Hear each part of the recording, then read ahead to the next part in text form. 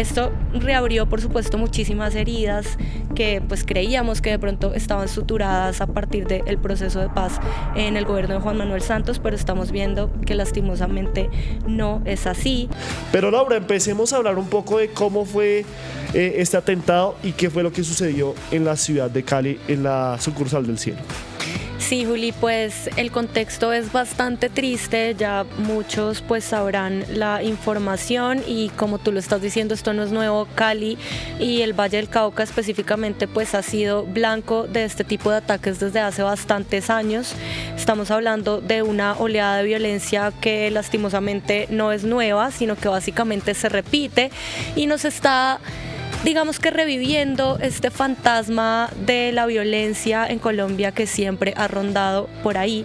Entonces empecemos a hablar de qué fue lo que sucedió en esta jornada del terror en Cali, que revivió precisamente esos fantasmas del pasado y ahora pues nos tiene otra vez con terror de, como lo decía Pepe, de salir. Ni siquiera es como que no den ganas, ¿no? Lo que pasa es que el miedo obviamente se interpone. Dime. No dan ganas por el mismo miedo. Pues sí.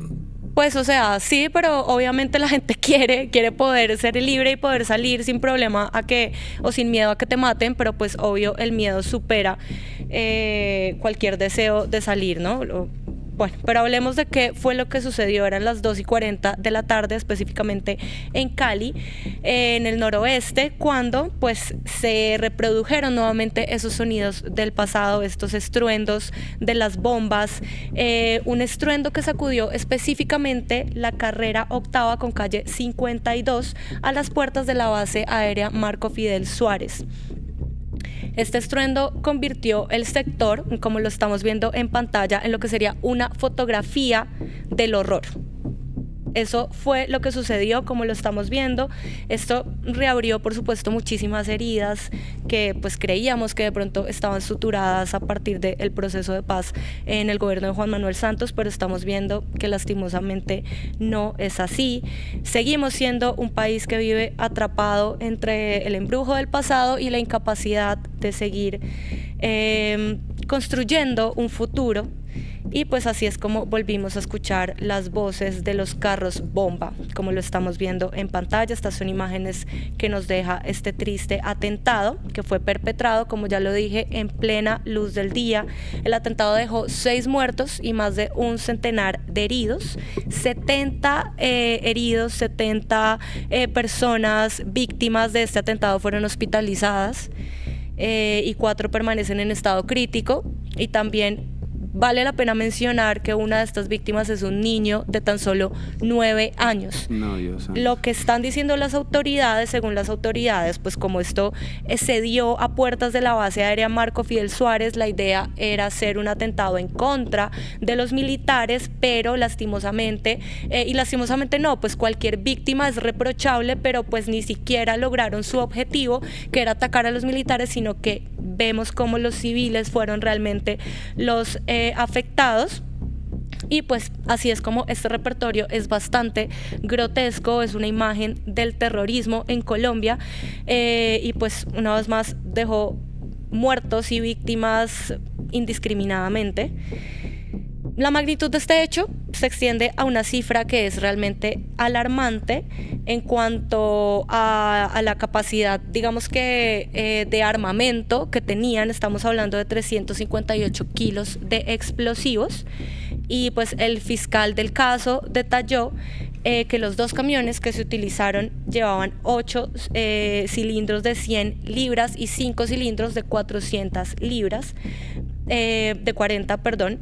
Y pues estos, les voy a leer esta parte porque pues decía que son acondicionados con nitrato de amonio y polvo de aluminio, además de 36 artefactos tipo tatuco, pues que son como estos artefactos, digamos que no tan pro, sino que son como artefactos construidos manualmente y demás, explosivos, y 50 metros de cordón detonante. Y toda esta carga, ¿por qué les estoy diciendo esto? Ya vamos para allá, pero pues este es todo el contexto y es importante entenderlo, ya les digo por qué. Toda esa carga que les acabo de mencionar, esa carga mortal, viajó 60.3 kilómetros y atravesó 6 municipios. Estamos hablando de Corinto y Miranda, en el Cauca, de Pradera, Florida, Candelaria y finalmente Cali, el destino. ¿Y cómo lo logró? O sea, esa es la pregunta, ¿no? Sin que ninguna autoridad militar o policial lo detectara, ¿no? Todo este armamento. Una caravana del ejército, pues que básicamente transitó por las narices del Estado y nadie dijo nada, nadie se dio cuenta, y estas son las consecuencias. Entonces, claramente acá estamos hablando de un, no sé si complicidad o simplemente un abandono por parte del Estado que pues nos lleva a este tipo de consecuencias. Entonces, ¿a qué quiero llegar con esto? A que esta operación fue realmente algo quirúrgico, algo muy planeado. Esto no fue algo esporádico, sino que fue premeditado. Y como ya les venía diciendo, pues es una muestra de esta incapacidad, de este abandono institucional.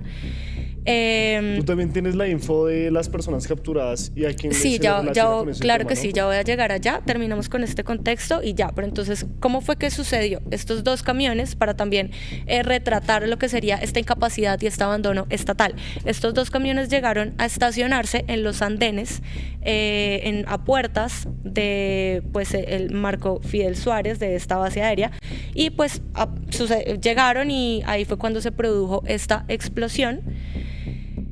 ¿Qué pasó? Lo que estamos viendo: vidrios rotos, viviendas afectadas, vehículos calcinados, inclusive podemos ver, pero pues claramente lo más indignante vino después, que fue no solo el tema de las víctimas, sino que la fuerza pública no fue la que reaccionó, sino que fueron los mismos ciudadanos los que tuvieron que coger a estos dos sujetos que fueron los primeros capturados. Ni siquiera fue la fuerza pública.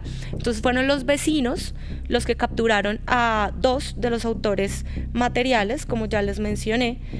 Y ya veremos quiénes son estos sujetos, que ahí serían pantalla, ¿no? los responsables. Ahí los estamos viendo. Los vecinos los capturaron a estas dos personas cuando intentaban huir. El primero, no es ese, sino el otro señor que estábamos viendo a la derecha.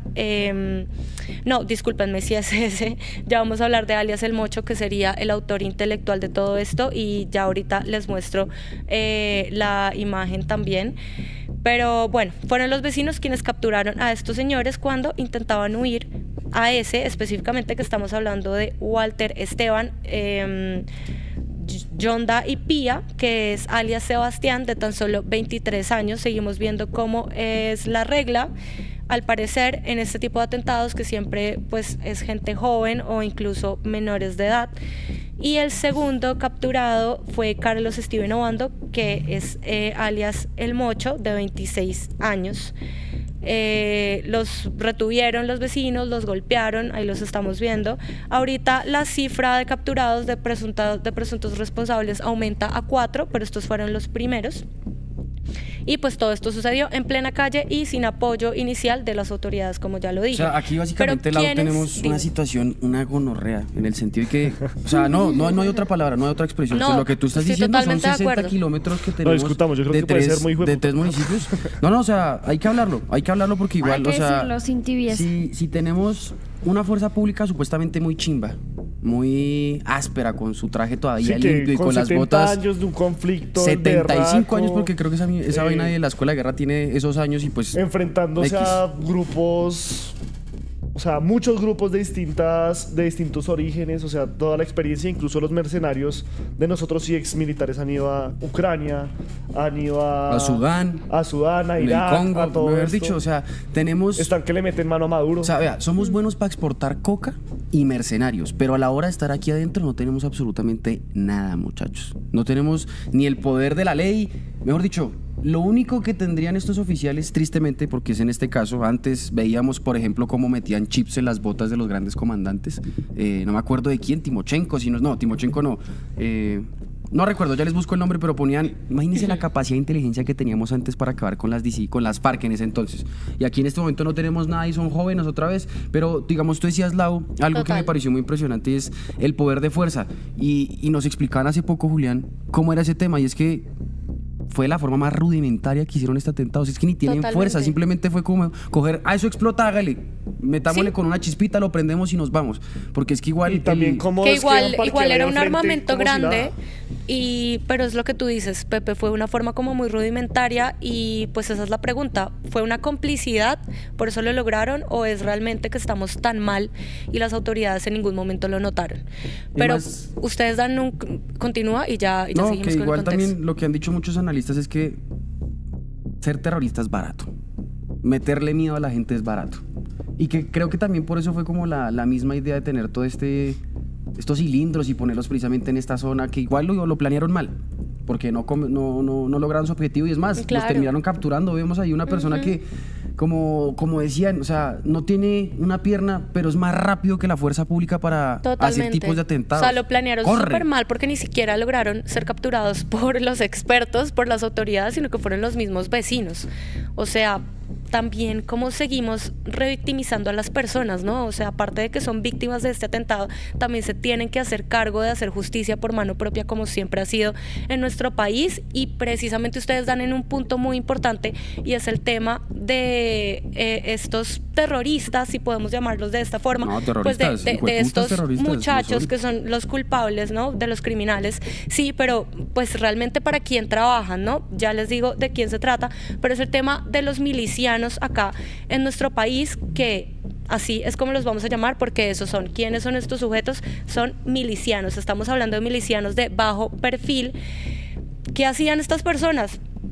Una persona, al parecer, común y corriente, exhibían sus vidas en Instagram, se colocaban brackets como cualquier muchacho que uno ve en la calle, porque estamos hablando de dos personas de 23 y 26 años, y básicamente alternaban el camuflado con camisetas chiviadas de Balenciaga. Esa es como la representación de estos muchachos. O sea, no estamos hablando de los viejos guerrilleros de la selva, sino que estamos hablando de una generación herida que mezcla lo que sería el terrorismo con sus cuentas de TikTok. Básicamente, otra consecuencia, diría yo, que de este abandono estatal. ¿Y qué dijeron las autoridades, no? ¿Cuál fue la respuesta? Porque ellos son como los principales que deberían salir a rendir cuentas y darnos respuestas de por qué esto sucede y por qué sucede a la luz del día y por qué hay tanto control cuando el Estado debe ser garante de seguridad, cómo, ¿no? ¿Y cómo Exacto. falla el Estado cuando lo que decía la U, que todo eso está en TikTok? Sí. Totalmente. O sea, uno dice como viejo, y entonces la inteligencia, ¿qué? ¿No tiene perfil de TikTok? Ujú. Entonces ahí tenemos a alias Sebastián, a alias El Mocho, que sería el autor intelectual y que es cabecilla de tan solo 26 años, cabecilla de la estructura Jaime Martínez, que es una disidencia de las FARC que opera en el Cauca. Ya hemos visto cómo pues se le atribuye a las disidencias de las FARC, ya veremos las declaraciones del presidente Petro, pero pues él ya lo lleva a esta relación que pues ha hecho últimamente con gran parte de los crímenes que se han presentado en nuestro país, que es con esta Junta Internacional del Narcotráfico. Entonces este grupo, de acuerdo con el presidente y con la inteligencia, haría parte de esta Junta Internacional del Narcotráfico, que es una alianza entre las disidencias y los carteles para controlar el negocio de la cocaína. Entonces ya precisamente, Mario, vamos a ver cuáles fueron las reacciones pues también de los mandatarios, de las autoridades. Pues podemos decir que el alcalde reaccionó con un tono firme, ordenó la militarización de la ciudad inmediatamente, convocó a la cúpula militar, convocó al presidente Gustavo Petro y de hecho anunció una recompensa que inicialmente fue de 400 millones, pero ya se ha aumentado a 800 millones para pues dar con el paradero de todos los autores, de los presuntos criminales relacionados y pues poder saber bien qué fue lo que sucedió. ¿Qué fue lo que dijo el alcalde específicamente? Dijo: este atentado afecta a la imagen de Cali, se cancelaron 7 eventos internacionales, pues claramente habló de cómo esto afecta al turismo y demás.